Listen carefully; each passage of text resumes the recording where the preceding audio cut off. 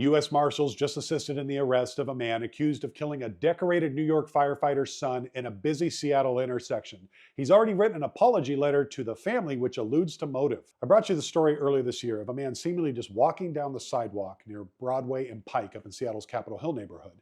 And a man who had been stalking that intersection, coming out of an alleyway, then out of a cubby, and then walking up behind a street pole, comes out and just starts shooting. He shot, according to investigators, about 10 rounds. And apparently, according to documents, at least one of those rounds went through the victim and he ultimately died on scene. As investigators came and took over, they started interviewing people in the area who recognized a person who had been at the 76 station wearing something similar from the shooting location and said that there had been some sort of an altercation leading up to this.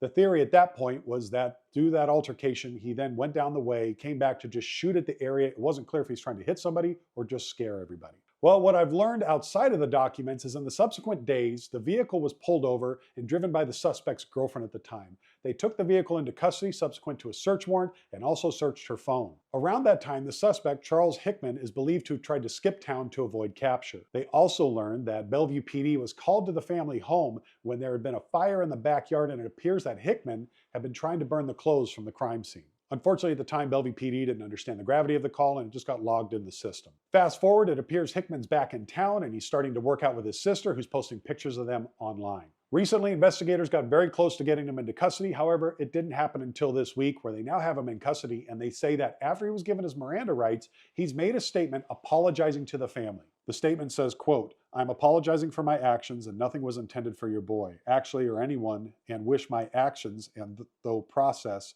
was better than that," end quote. At this point, the suspect is held on $2 million bail, and I will update you as this moves forward.